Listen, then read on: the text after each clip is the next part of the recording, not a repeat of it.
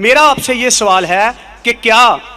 نبی پاک کے چچا جان اور والدین جنت میں جائیں گے یا جہنم میں؟ بسم اللہ الرحمن الرحیم۔ السلام علیکم ناظرین، ایک عیسائی نے ڈاکٹر ذاکر نائک سے یہ سوال پوچھا کہ حضور صلی اللہ علیہ وسلم کے والدین، ان کی والدہ محترمہ اور ان کے والد محترم،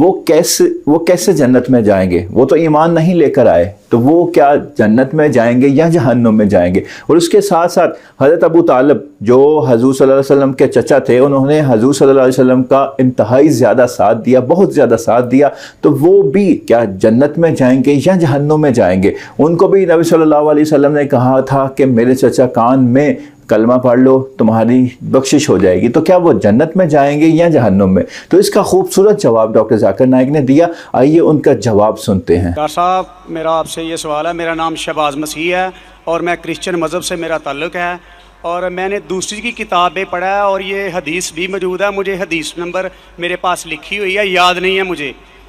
کہ آپ کے چاچا دان نے کلمہ نہیں پڑھا، نبی پاک صلی اللہ علیہ وسلم نے آپ کے چاچا جان سے کہا جب وہ مرنے لگے تھے کہ آپ میرے کان میں کلمہ پڑھ لیں تو آپ جنت میں جائیں گے، اگر آپ کلمہ نہیں پڑھیں گے تو آپ جہنم میں جائیں گے۔ میرا آپ سے یہ سوال ہے، کیا آپ کا سارا خاندان، نبی پاک کے والدین، نبی پاک جب پیدا ہونے والے تھے تو 6 ماہ پہلے آپ کے والد فوت ہو گئے تھے، اور 6 سال بعد آپ کی والدہ، 40 سال بعد آپ کو نبوت ملی ہے۔ میرا آپ سے یہ سوال ہے کہ کیا نبی پاک کے چچا جان اور والدین جنت میں جائیں گے یا جہنم میں؟ نہیں یہ سوال ہے نا بیٹا، جی یہ میں نے پڑھا ہے نا بیٹا۔ بھائی صاحب کا سوال ہے کہ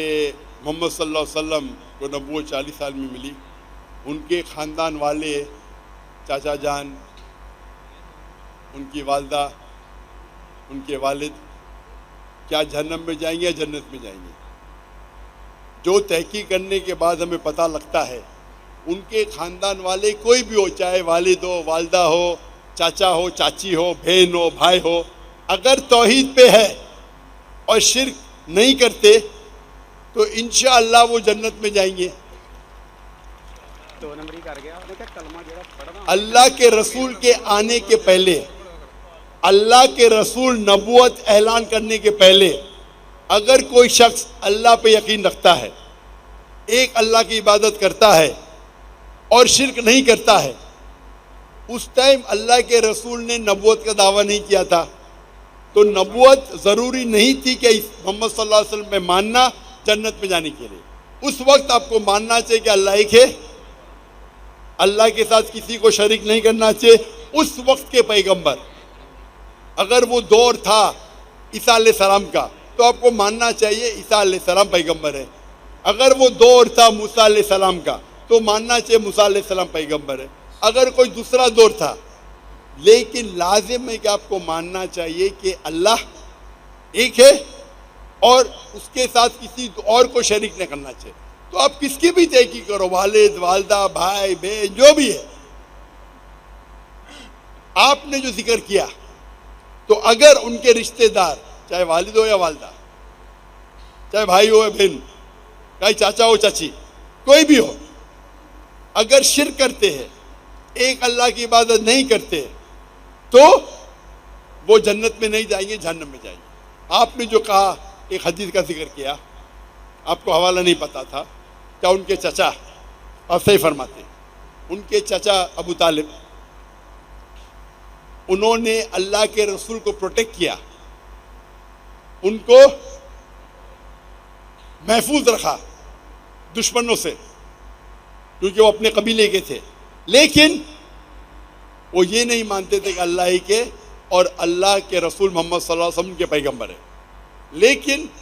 اپنے جان سے بڑھ کر ان کی حفاظت کی۔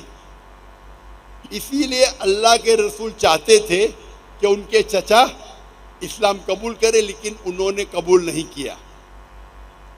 آپ کا کہنا ہے کیا وہ جنت میں جائیں گے؟ نہیں، کیونکہ انہوں نے اسلام نہیں قبول کیا۔ اللہ کے رسول نے اپنے رسالت کا اعلان کر چکے تھے، وہ ان کی حفاظت کیے، ان کی مدد کی، اپنے جان سے بڑھ کر کی، لیکن کیونکہ انہوں نے ایک اللہ اور اللہ کے رسول کو یہ نہیں مانا کہ وہ اللہ کے رسول تھے، اسی لیے وہ جنت میں نہیں جائیں گے۔ مفسرین یہ کہتے ہیں، محدث یہ کہتے ہیں کہ ان کو سب سے کم دوزخ میں سب سے کم سزا ملے گی، یہ ان کی تشریح ہے۔ لیکن چونکہ وہ اللہ کے رسول کے پیغام کو ایکسیپٹ نہیں کیے،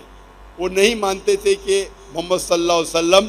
اللہ کے رسول ہے، اسی لیے وہ جہنم میں جائیں گے۔ تو رشتہ دار ہونے کی وجہ سے کوئی اللہ کے رسول کے یا کوئی اچھے انسان کے آپ کو جنت نہیں ملیں گی۔ جنت میں جاننے کے لیے آپ کو ماننا پڑے گا کہ اللہ ایک ہے اور اللہ کے آخری رسول محمد صلی اللہ علیہ وسلم۔